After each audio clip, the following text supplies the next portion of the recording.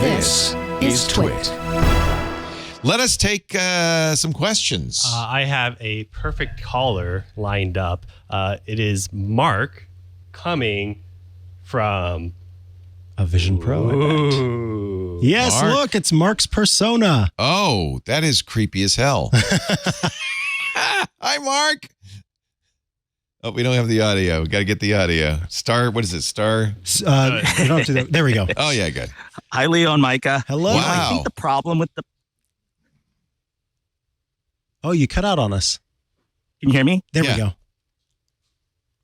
Hello.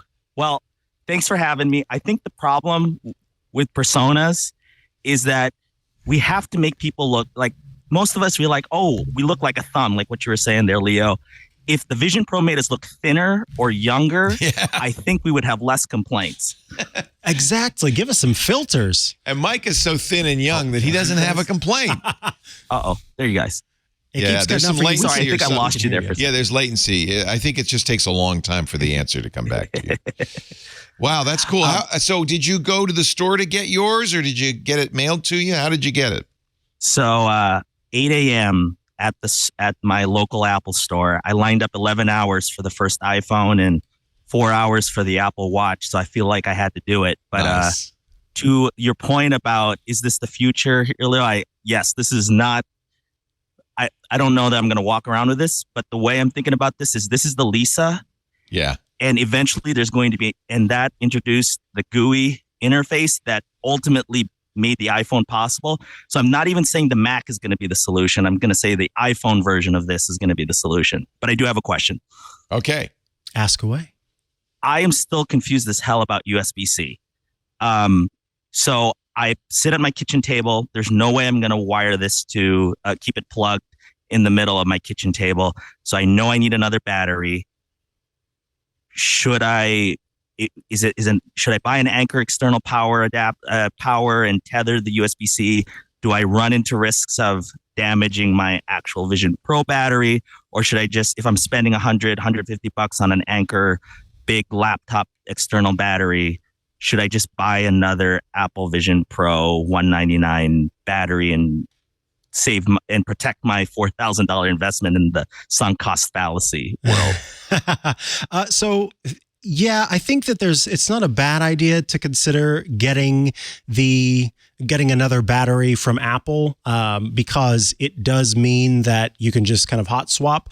But Matthew Panzarino, former TechCrunch editor-in-chief, actually shared a battery that he calls the travel battery you need for Apple Vision Pro. And he uses one of these with his CPAP machine. So over on the obsessor.com, which is Panzarino's new website, he has an article that we'll link in the show notes and everything. And it's a device from Krisdonia. That's Krisdonia. And it has AC out. It has USB A, two of those, and then USB-C.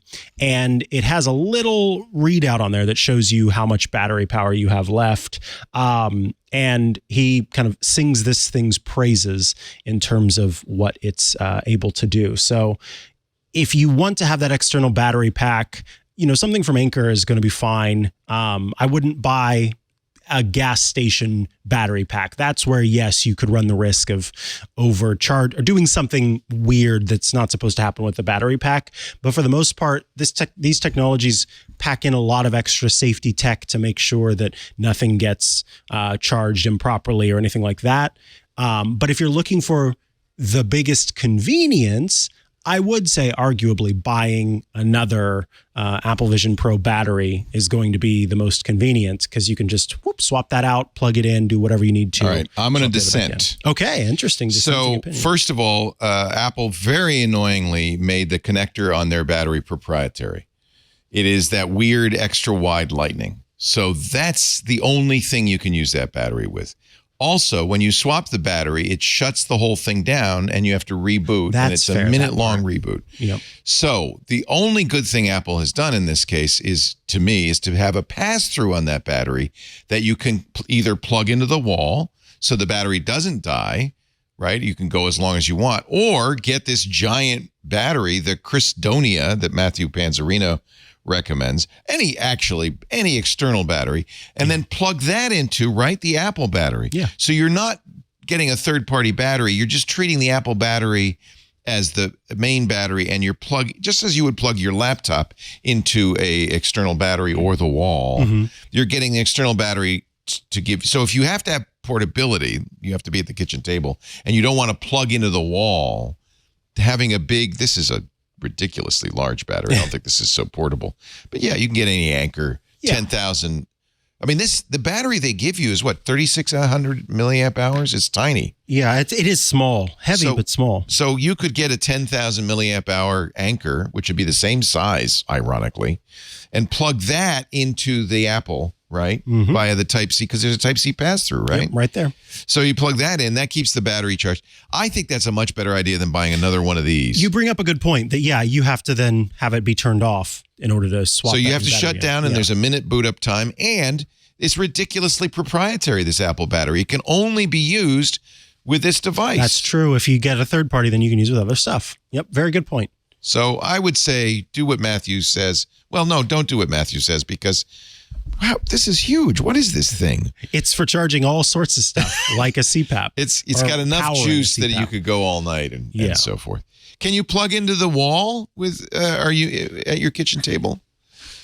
I'm already just thinking about, like, I just don't want to have an extension cord / I tend to take cross-country flights, and in case, the power on airlines is sometimes not always reliable. Yeah. And so I'm just like thinking, I don't think I would get something that big. I think I would get like maybe a 24,000 milliamp or Anker thing, just to buy me a couple more hours. Yeah. But you get a lot more than a couple more hours, because how long do you get on that 3,600 milliamp hour battery? A couple hours. Yeah, I was going to say it depends on what you're doing. A couple hours. Roughly a couple hours. Yeah. So for every 3,600 milliamp hours, you're going to get 2 more hours. So if you do bring a 20,000 milliamp hour battery, you're going to get the whole flight. Yep. You're going to be fine. And I think that's exact. To me, I haven't tried it, so I'm assuming that you can. I mean, I don't know why it would be any different than plugging into the wall. I'm assuming you can put a battery pack into that pass-through. Yep. And Anker makes good ones. There are a lot of good 10 or 20 milliamp hour batteries. Plus, then that's useful for everything else. You can charge your iPhone with it. You can charge your Vision Pro with it. That is it's a more functional thing. It's very annoying that Apple put a proprietary adapter on that battery. I mean, Apple does things that I am needled by. They're not deal breakers, but a company that rich should not be nickel and diming us. I agree. Yeah. And they do. Yeah. However, what I'd like to know is, what's your overall experience? Are you thrilled? Are you having fun? What is the best thing you've done so far in your Vision Pro? So far, I really enjoy it. I think my expectations were a little too high, especially here listening to MacBreak and hearing Jason's first experience with it. Right now, I'd say the killer app to that point. I was watching 3 NBA games yesterday. I couldn't figure it all out on the NBA app, but I had a couple apps open, and that was a game changer for me, no pun intended, in terms of watching sports and being overstimulated there. As I'm talking to you, I have my work laptop here on my left that I'm working on it, and I'm trying to write a paper, and I don't know if I'll be actually doing productivity things in here, and so that's still to be seen. But for now, just like you guys have been talking about, I got 12 days left on that 14-day counter to decide whether I love it and I'm going to keep it, or it's going to be a memory and about that time I owned it. A long demo. Hey, it's really great you called in this way. I'm so thrilled to see you. And actually, I think this is pretty cool. Yeah. We should mention that the latency is not it's not related to the Vision. Related to the Vision Pro. We have done calls. In fact, you did a call with Jason Snell on your unboxing, and it was perfectly normal. It was real time. So that's just the usual Zoom thing when you have a problem with the internet connectivity for some reason or other. It's not the Vision Pro causing that problem. Hey, it's great to talk to you. Thumbs up, or whatever it is you do in a Vision Pro. Hands up. Hands up. We appreciate your call. Thank you. There we go. We did get thumbs, yeah. Hey, it's Leo Laporte. Hope you enjoyed this little snippet from Ask the Tech Guys. Of course, you can get the full show for free. Subscribe in your favorite podcast client or visit our website, twit.tv/ATG. You'll also find links right below this window right here.